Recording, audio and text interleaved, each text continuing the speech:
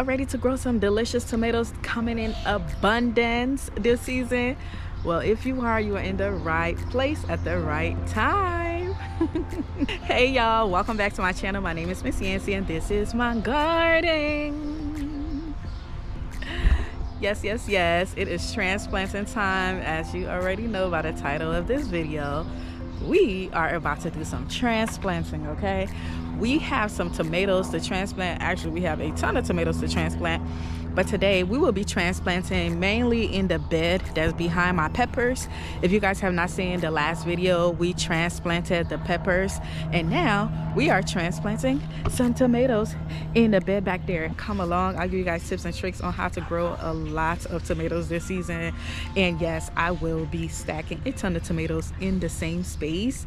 Okay, not in the same space, but next to each other. So I grow my tomatoes very closely, so to each his own, you know, do what works for you. But I'll be showing y'all how to do it, okay? If you guys haven't liked the video yet, go ahead and like the video, subscribe to the channel if you haven't done so, because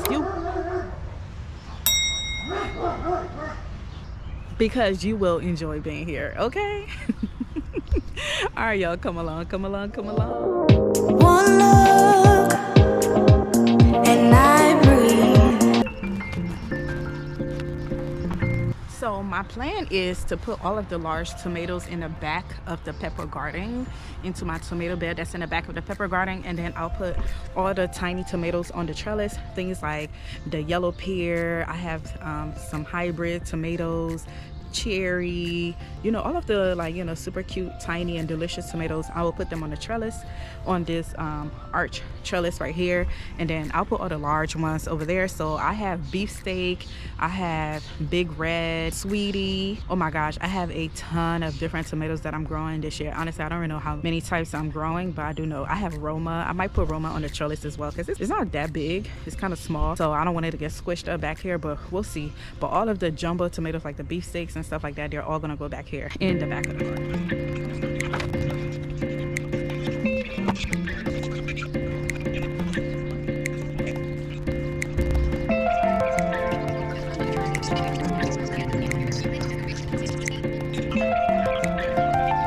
Y'all, so let me show you guys where we will be putting our tomatoes back here. We're putting all the large tomatoes here, so I'm actually going to line up tomatoes over here that's going to lean onto this little trellis I created for the tomatoes. It's not as sturdy as I would like it to be. As you can see, it's still a little, you know, we're just gonna have to do what we can do with what we got. I'm gonna line tomatoes up going up there, that's gonna lean over here. And oh my god, I'm doing the beefsteak tomatoes to lean on here. Y'all remember last year this entire thing was like a forest. It was so scary going up in here. It's about to be the same thing again. But this time around, my plan is to hopefully get something sturdier than this, like a cattle panel, to go like over the top, so that I could create like an archway where I'm able to stand up. So it would just go over the top. So for the tomatoes that will be coming from on this side, will be going all the way on top of it. Last year I didn't have that. I just manually put the tomatoes, you know, crossing over here and created like a cave or a tunnel kind of thing. And it started, because of how heavy it was, it started like really weighing down, going down, and I had to be crawling under here to try to harvest the tomatoes that was hanging, and ooh, that was not good for my back, y'all. So we'll see this time again. We shall see how I decide to do it. I'm gonna line some up over here as well. So these are the peppers, so I'm gonna line some over here on this side so it can hang on this side, and then I'm also gonna line some on this side so it would come on this side. So pray for your girl. As y'all see, I have a ton of tomatoes to plant, and I'm trying to plant as many as I can because I love me some tomatoes. One of my plants though, when it starts to grow, like, you know, when it starts getting really big and needs to hang over, one of the things that I usually do is like trim off the leaves on the bottom just to give it enough air.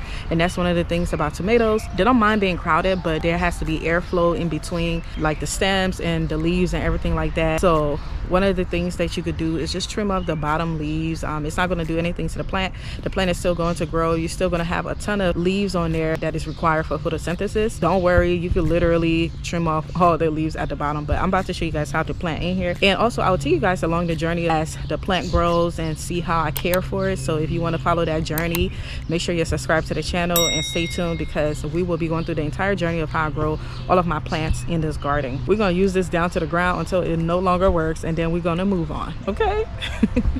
All right, y'all, come along. Let's get this stuff in the bed. So what I normally do when I'm about to transplant my tomatoes, and I have them in my cups. So y'all, these are the tomatoes that we started from seed together. If y'all missed that video and y'all want to see how to start your tomatoes and grow these beautiful luscious tomatoes like mine, see how big they are, go ahead and watch that video on how to start tomato seeds. I have a video for that as well. For some of you guys that's been on this journey with me, this is how big they've gotten. What I normally do when I'm about to transplant, I just put the cups where I want to grow them, so that way I have an idea of how the layout is going to be. So I'm about to go line these up next to the trellis, and then that will be where I plant each of these. And I'll give you guys more tips and tricks on how to get stronger tomato plants that is going to produce hundreds and hundreds of tomatoes. Okay, so come along, let's put this in here.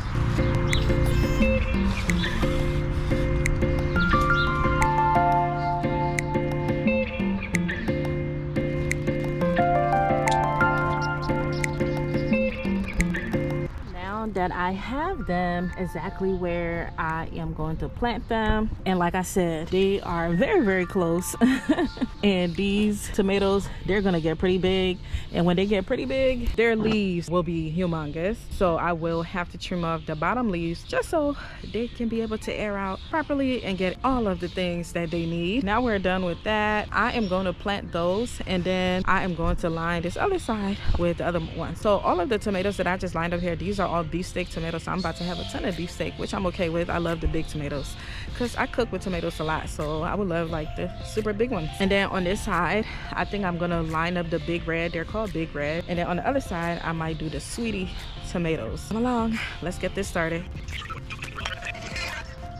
All right, y'all, so it's time to transplant our tomatoes into the ground. We have our cup right here, and it's about to go into the ground. So I have this tool right here that I use, and it goes up to about 4 inches into the ground. Sometimes your tomatoes may require more than 4 inches into the ground. The reason why I'm saying that is because if you take a look at the stem of the tomatoes, they all turn into roots. You see these fuzzy little things on a tomato stem? They're going to turn into roots. If you bury this entire tomato, multiple tomatoes are going to grow out of it. So in order to establish like a really strong root system so you can grow a ton more tomatoes, you want to bury your tomatoes as deep as possible. Now, if you're not able to bury it as deep as possible, what you can do is actually lay the tomato down into the ground after you dig the hole, and then the only thing you're going to do is leave the top up where you see the V goes right there. Where you see the tomato starts to split, that is where you want to keep it. You could even bury it up to up here. You could bury it up to up here and just leave these 2 leaves down, and you could just lay it diagonally, or you could lay it horizontally into the hole and then cover it up with soil and just leave these 2 leaves up, and they're going to grow. What you're doing is creating a very strong system for the tomato to establish its roots, which is going to in turn produce way more tomatoes. It is going to grow stronger, and you shouldn't have any issues. So that is one of the biggest tips in growing a lot of tomatoes, as well as establishing strong root system. Because I'm growing so many next to each other, I may not be able to lay them down like the way I want, because then it's going to take up the space for the other one. First thing first, we're going to remove the bottom leaves of the tomatoes. Do not worry, it's not doing anything to the plant. One thing about tomatoes, they are warriors. They want to live, so they are going to grow, okay? I've never had any issues with growing tomatoes. Actually, tomatoes are the only things that I cannot kill. Everything else is fair game, but tomatoes seems like the most loyal plant in the garden, and that's one of the reasons why I love growing tomatoes. I can call myself a tomato expert because this is the one thing that I grow very well. So all right, y'all, let's go ahead and dig in the hole. This tool comes in so handy. I use it to, dig the hole for all of the plants that I'm going to transplant. This is my transplanting buddy. I love this thing. You can get this in my Amazon store, or you can go get it at Walmart, Home Depot, anywhere.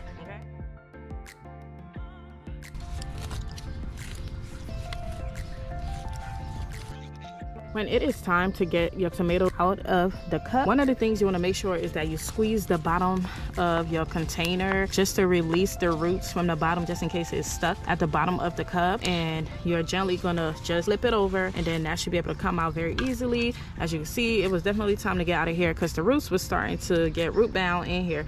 And then I'm just going to take this and put it into that hole. So if you're like me and you have like one of these trellis thingies for your tomatoes, all you want to do is just, push the stem in there, and then That is how you're going to secure it. And then you're just going to keep doing this, you know, putting it inside of the hole and pulling it out of the other one until, you know, it grows bigger. That is just one of the ways to make sure that your tomatoes are supported. Another way that you can make sure that it's supported is you could get like a clip, something like a clip like this. You could get this from the dollar store, my Amazon store, any store should have this. So you're going to get one of these and you're just going to clip it to your trellis. And what that is doing is just holding it in place. So if there's a storm or anything like that, your tomatoes will be stuck to the trellis and it won't be going anywhere. But right now I don't really need it because the tomato plants, they're still tiny, and I'm going to keep doing what you see me doing here until I get all the way to the top. And then that's when I'll probably start using this, when I have to fling it over to the other end. That is how you plant your tomatoes. Or you want to bury your tomato stems as deep as possible. All right, so let's get going to transplanting the rest of them. Like I said, we're going to remove the bottom leaves. You can just drop it into the bed. It's going to compost into your bed.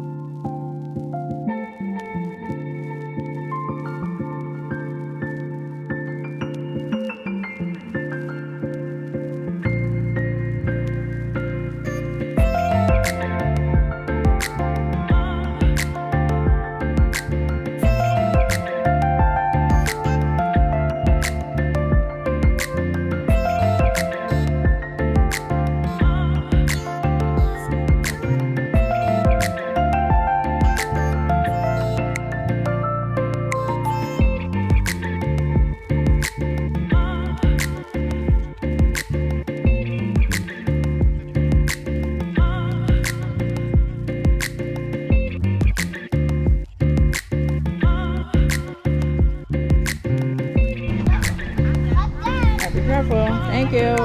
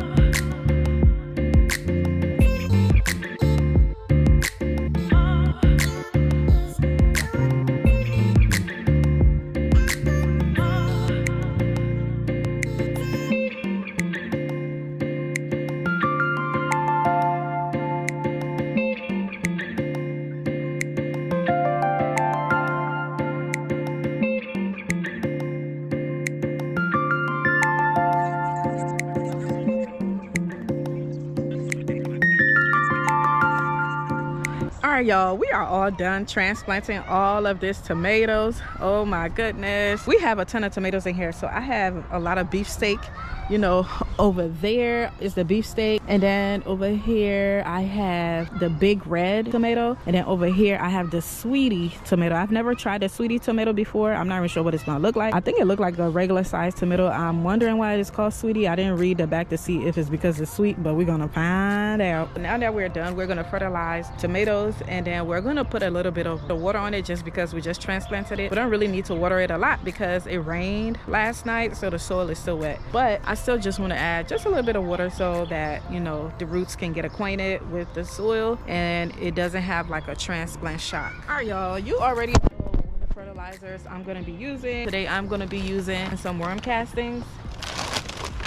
I already know. Got this worm casting from Costco. It's a big old bag, 12-pound, and it was like really cheap. Let's go put our fertilizer on there. We're gonna water it a little bit and then we're all done, y'all. That's how you transplant tomatoes, so you don't get transplanting shock, and you're gonna grow a ton of tomatoes this season.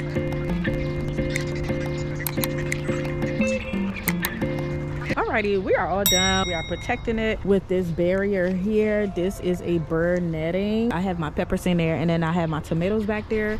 So that's how I am protecting them, so it can keep things like squirrels and other animals out. Is it gonna work? I really don't know, because those animals, when they're prepared, they do what they need to do to get in here. But one thing I do know is that the squirrels and other animals in my area, they are extremely bougie. They really don't bother the tomatoes and the peppers like that. What bother the tomatoes and peppers are its own insect. Tomatoes, they have the tomato hornworm, and they're really light green and they match the stem of the tomatoes, so it's really hard to see them. And sometimes you have to come out in the nighttime to see if you see the tomato hornworm, and they usually appear when the tomato fruit is here. That's when you start seeing damages. When the fruit has arrived, it's super excited. It's like, yes, thank you, Miss Yancy, for making this juicy tomato for me. Thank you. And they go and take a big old bite and they'll be eating it until it's gone. So those are the type of pests to worry about when it comes to tomatoes. And how you get rid of the tomato hornworm, honestly, you just have to come out in the nighttime or super early in the morning and try to like pick them off of your plant. I really am a natural gardener. I try to grow my food without using pesticide and allow the predators in the garden to do their jobs, like things like wasps and things like that. Even those itty bitty nasty underbelly things, I don't want to call their names, they really help out in the garden, eating a lot of the pests. So for the most part, I don't do a lot of pesticides. If I have to, I will use like a Dawn soap with some warm water and mix it. Sometimes I might put like a little bit of coconut oil or olive oil on it and come and spray it on the leaves if I notice that there are damage. So the reason why I don't use a lot of pesticide on my plants is because I don't want to kill the bees, and bees are great pollinators. They're great for the garden. We just need them, period, in nature. So I try my best not to use pesticides so I don't kill the bees. You know, they're very, very important, and I like to protect all of the pollinators because we need them. If we don't have pollinators, we don't have food. Tomatoes can self-pollinate themselves, but the bees definitely assist in pollinating them. I try to stay away from things like neem oil. I know a lot of people talk about neem oil and things like that, but they're pretty strong and it could kill bees and it could kill other pollinators. And the bees, they love the flowers, the tomato flowers, so I don't want to, cause any harm to them, so I don't use anything, when it comes to that. And if I have to, like I said, I will come here during the nighttime or early in the morning. That's when those things are really active. That's when they come out. They try to hide during the day because it's extra sunny, or they know people might be in the garden and there are other predators that's out to eat them, so they tend to hide during the daytime. They do a lot of their damage during the nighttime and in the early mornings. So that goes with all of your plants. If you really want to know what's eating your plants, you want to come out super early in the morning. I'm like right at dawn. You want to come and look in your garden, or even at sunset when the sun has gone down. That's when you start seeing things like slugs and all of those things, and then you could get rid of it right there and decrease the population. So long story short, I don't plan on using pesticides like that, and if I have to, I might do the Dawn soap thing, and I'll let you guys know as the plant grows exactly what I plan on using if I have any issues. This is my 3rd year now growing tomatoes, and I haven't had issues at all. Tomatoes have been the most successful things in my garden. I have seen some tomato hornworms, but it's like I have so many tomatoes, I'm like, okay, you can eat some, but I still am able to just pick it off. They're gross, but hey, it's a part of nature, okay? When you're gardening, you're in nature, you're gonna touch gross stuff. I'm still getting acquainted to all of the things out here in the garden that lives in this world with us, so it's a part of gardening. But all right, y'all, that's about it. Make sure you guys look in the description of this video if you want any free resources on how to grow your plants or how to start a garden. I have a ton of resources in the description of this video, or just things that you need to grow your garden. Go ahead and check it out in the description of this video. And also don't forget to subscribe to the channel if you have not subscribed yet. I appreciate all of your help and your support, and of course, like the video. I don't have to say that, right? I hate telling you guys to like the video, but I have to because it helps with my algorithm, and that's how I am also being awarded by YouTube. So if you help me, I help you grow your food. okay?